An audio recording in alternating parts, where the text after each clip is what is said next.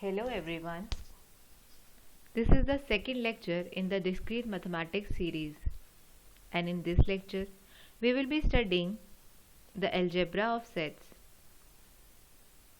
There are some proof of some general identities on set. There are many important interrelationship among the set operations. The law satisfied by these set operations form the algebraic law of set operation. Using these definitions, we'll try to prove some general identities on the set.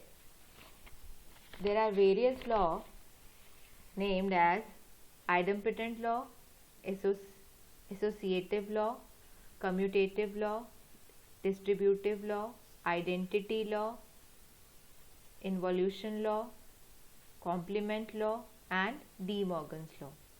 I'll teach you every proof one by one. First of all, what is idempotent law? So, idempotent law states that A union A or A and intersection A will result in A. Means, idempotent law states that any set, when it combines to itself, it will give you the same set. Let us prove this mathematically. So, suppose you are having a set A and you want to prove that A union A is equal to A. You just have to start from the left hand side. Just assume that this X belongs to A union A. In the first step, you just have to simply assume that this A belongs to this X belongs to A union A.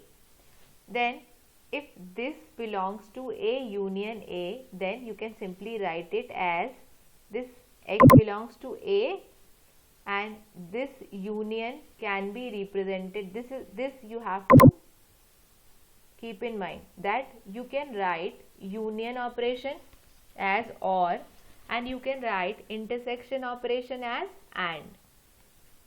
OR in the place of union, AND in the place of intersection.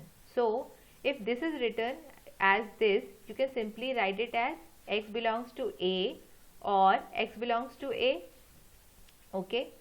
Both the terms are similar and you can simply write it as X where X belongs to A. So, this set will give you a, what is this definition say? This definition say that X is an element in the set and X belongs to A. Then this will simply give you a A. So, like this, LHS is equal to RHS and hence it is proved that A union A is equal to A. Okay, let's proceed further. Okay, the second law in the idempotent law, the second law states that A intersection A is equal to A. So, intersection can be written as AND. So, in the same way, we will try to prove this also. Suppose X is an arbitrary element, and if X is an arbitrary element, then you have to assume that X belongs to A intersection A.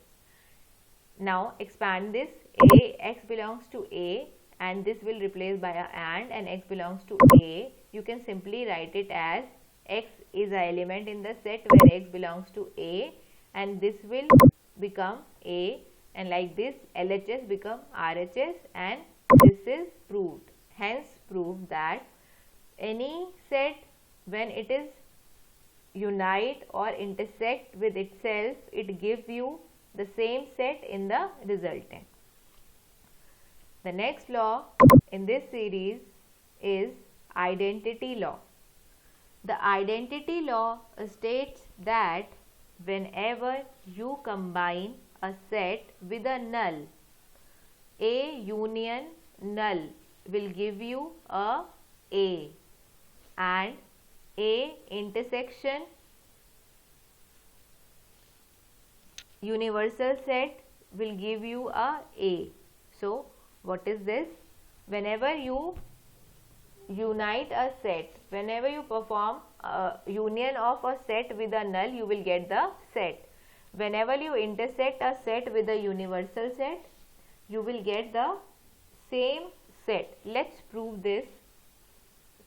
So for this, again you have to assume, let x be an arbitrary element, and suppose you have to assume that x belong to this left hand side. Then simply expand this.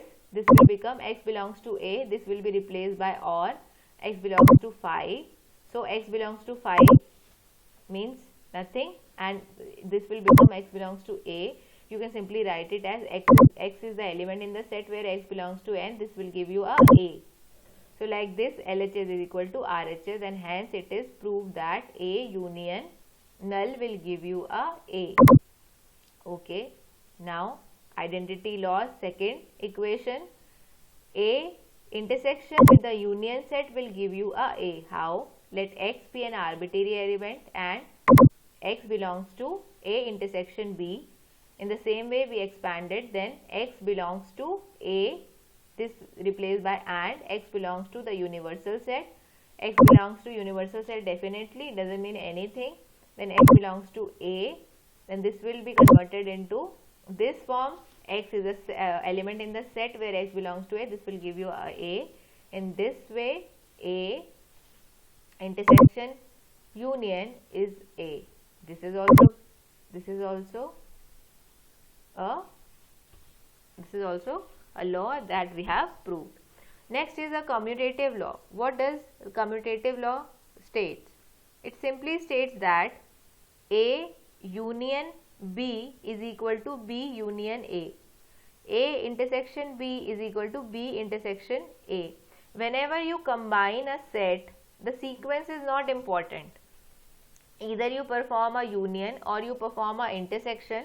You simply either you do A union B or you do B union A. Both the result will be same. Let's prove how. So we have taken x as an arbitrary element, taking this, and then we are just assuming that x belongs to A union B. Then you have to expand this. Then this will become x belongs to A. This will be replaced by OR x belongs to B.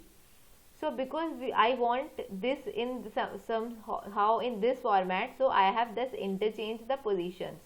This will become B, x belongs to B and x belongs to A, because I want this equation to be like this. Now this will become x belongs to B union A. Okay. Now if x belongs to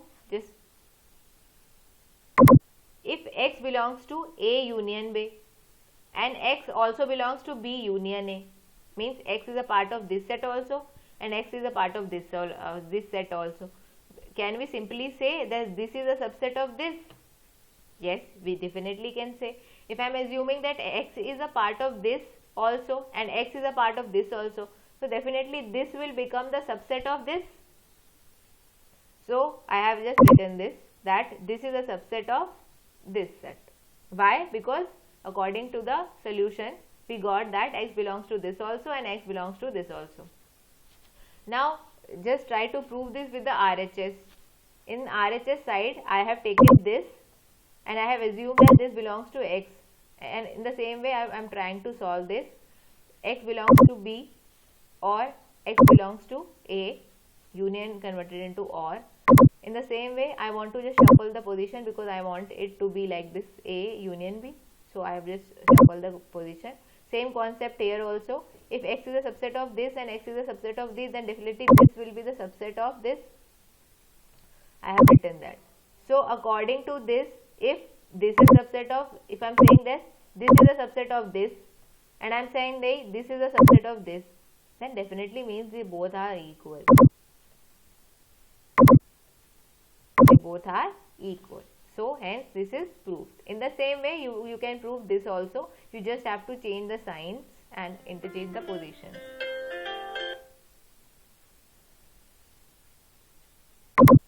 Next is associative law. Associative law states that the combination, the sequence of A union B union C is equal to A union B union C. It doesn't make a difference. So associative law states this. So let's try to prove this also. I have taken the LHS, and in LHS I have assumed that X is an arbitrary element and belongs to LHS. Just expand this. X belongs to A union B. This replaced by OR. X belongs to C. Now expand this. This will become X belongs to A. This union will be converted into OR, and X belongs to B, or X belongs to C. Now I have put a bracket here, and I will try to again rearrange it in this format. So this will become, this OR will converted into U. This will become B union C, and when you again combine it, this will become X belongs to A union B union C. See this, and this is how it is proved that LHS is equal to RHS. And from the RHS side you can also prove RHS side also, X belongs to this, and you just try to solve this using this with OR and trying to change the positions according to this. And when you solve it, it will give you something like this, and you can write it simply A union B union C. So starting this you get this, starting this you get this. So technically they are hence proved. This was the associative law. Now what is distributive law? So distributive law simply states that A union bracket B intersection C is equal to A union B intersection A union C. Means if you are this will be multiplied by this will be multiplied by this sign will appear here, and this will multiply by this C. This is the whole concept. You just have to learn these laws, and you can use them directly. So in the same way, I have taken X as an arbitrary element, and I have explained it like this, and that I'm just assuming that X belongs to A union B intersection C. And what else I'm assuming? I'm assuming that X is a subset, means X belongs to A. This will replace by OR, and X belongs to B intersection C. What else?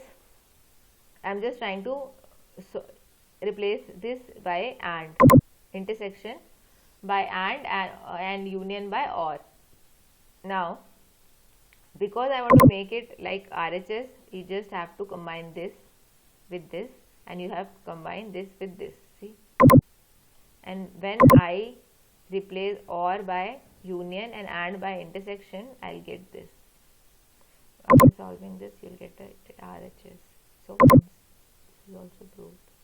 Now last one is the De Morgan's law. De Morgan's law states the state of complement, how the complement happen. A union B's complement is equal to A's complement intersection B's complement. So you can simply start with LHS. Suppose X is an arbitrary element where X belongs to A union B's complement. Then if X belongs to A union B's complement, then definitely X doesn't belongs to A union B. If something belongs to the complement, it never belongs to the element. So in the same way, if it belongs to this complement, then it doesn't belong to this, definitely not. So taking into consideration, you can simply say that X doesn't belong to A and it doesn't belong to B. If it doesn't belong to A and B, then it should belong to complement of this. X belongs to A complement, X belongs to B complement. I have simply combined this, and is replaced by this, and I have simply combined this, and this will become A complement. See, and this is how you can prove this also. So these are the some laws of algebra of operations on set.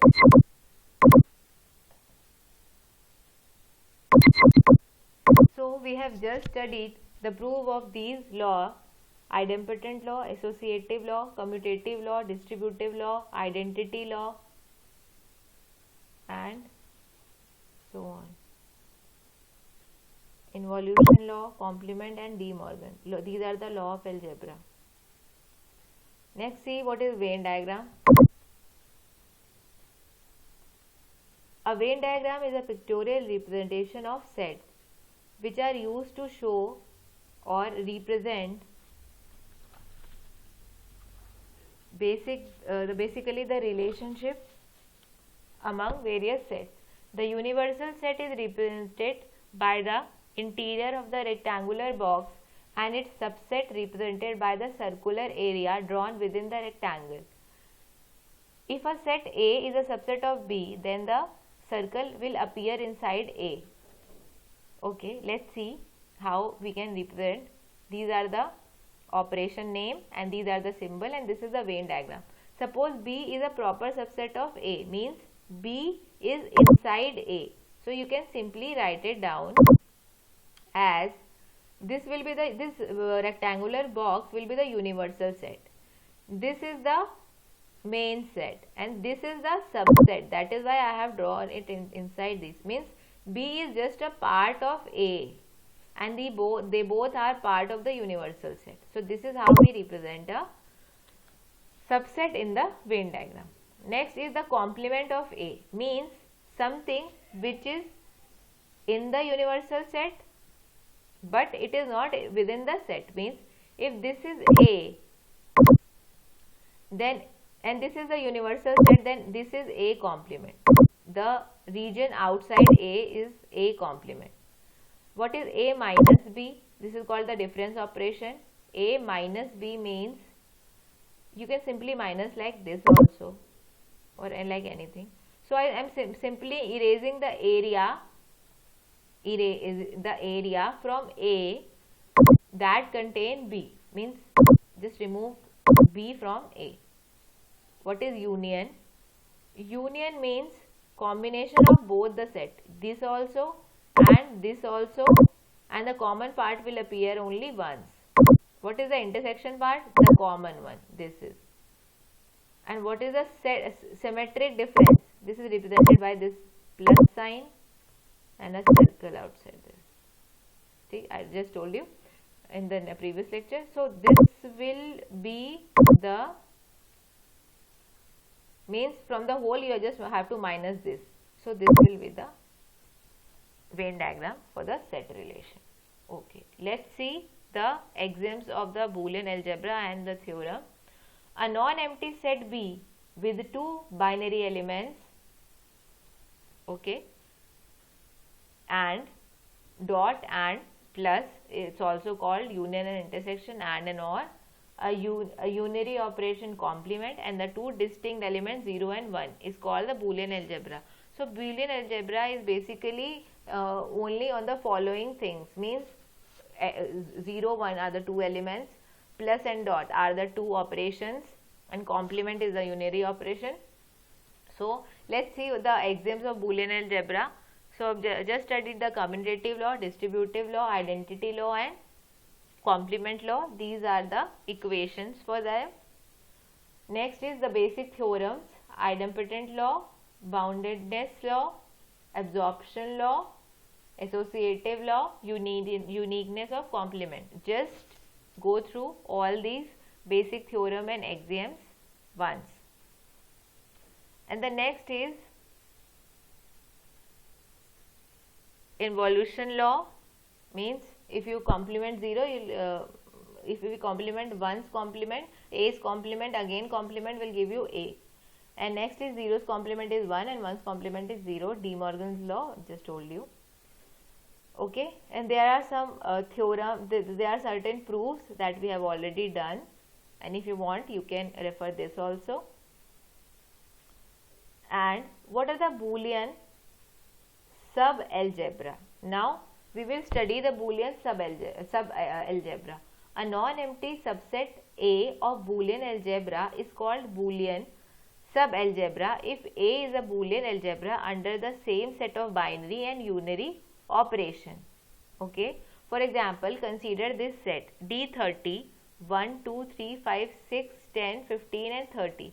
Means you have to identify the numbers from this set which can divide 30, the divisor of 30, and let plus and product are the be defined on 30 as follows. Means a plus b is equal to LCM of a comma b, and a dot d is the GCD of a comma b, and a's complement is 30 by a.